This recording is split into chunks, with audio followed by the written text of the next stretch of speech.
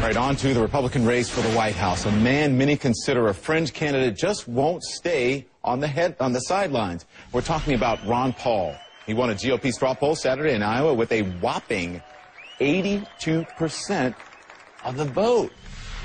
Goldie Taylor, independent, the political analyst, joins us now. You are shaking your head up and down. Because I recently interviewed him. He is a tell-it-like-it-is guy. You can't help but he's a nice guy. You can't help but like him. I was sitting around with some friends. We were all on Twitter talking about the last debate, and a lot of us said, oh my gosh, Ron Paul is making sense to us. And so it was a surprising thing. I was on a plane today coming back in from Florida, and the fellow next to me and I just started a conversation, and we landed on Ron Paul and this straw poll.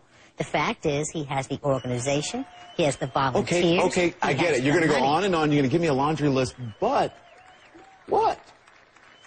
He's going to be successful in changing the conversation. And the real threat is not what he does in this GOP primary. If he becomes a third-party candidate? If he runs as an independent, it changes everything. And I got to tell you, I don't count him out of winning Iowa.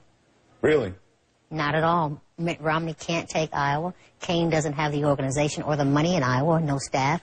Ron Paul can turn them up and turn them out. Yeah, this is going to be such an interesting election. I mean, to be able to cover it is a privilege, because it's going to be just craziness, madness, mayhem. It's going to be madness. Yeah. But the GOP is so incredibly fractured, and that's what's giving Ron Paul the real opportunity. Okay, let's State of the Union with Candy Crowley. Federal student loan programs should be abolished. Let's listen to Ron Paul. Anybody who's ambitious enough will get to go to college. The problem is college costs too much. And with the good intentions of giving people houses at discount, you know, it ends up with a housing bubble, and the people who are supposed to be helped, they lose their house. Same way with education. The attempt to help people in education, all you do is you don't get better education. You end up actually pushing the price of education up. So we've delivered now hundreds of thousands of students graduating with $1 trillion worth of debt and no jobs. So it's a totally failed policy. That kind of talk doesn't turn off voters, does it? That kind of talk turns voters on because nobody else is speaking that truth. Yeah. There are colleges and universities out there, you see them on television every day, that literally cater their tuition costs around how much federal aid they predict their students can get. The more student aid they think students can get, the higher they set the tuition costs. And so he's right. It is driving some of the escalation in cost of education. I've got 3 kids in college. I know what this game is like. The debt load they're going to have when they're out of college and not having a job and maybe paying up to half of their disposable income and paying back student loans. I mean, God help them if they can realize this American dream and not be saddled with all the debt. And so Ron Paul is making sense. To 3 in college?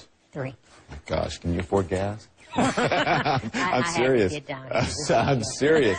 Okay, so I'm not going to debate. Okay, now I'm going to debate. I'm talking about Rick Perry. How is this, does it make him seem like a flip-flop, or how is this playing?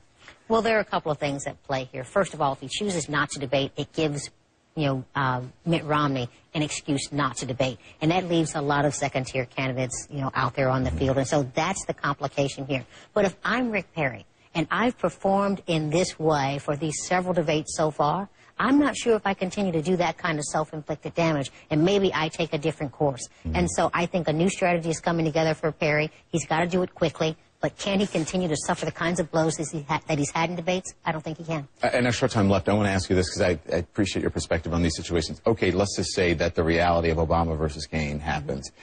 It's been bubbling up. You've heard it. This is the end of racism. One radio host said, racism is officially over if that happens, because Samuel L. Jackson is number one movie star of all times, and then you have 2 black men running for president. A dear friend of mine said, we'll know that racism is over when Samuel L. Jackson can play the part of George Washington. That's when we know we're in a post-racial America. To say that we are, living in this, dream world of race and gender and all of those things don't matter. Yeah. We're not in a colorblind society, that's for sure. Certainly things have progressed, but when you start with the issue of slavery, everything looks like progress. Yeah, it's a simplistic headline, but if you go beyond that and have a deeper conversation, it makes sense to have that conversation. I think if we got them both in the race at the same time, we might have a conversation. Thank you, Goldie Taylor. Appreciate it. Thank you. Occupy Wall Street's 99% mantra could become a big election issue, so Are any of the presidential candidates in that income bracket? Are they in that income bracket? That's ahead, but first...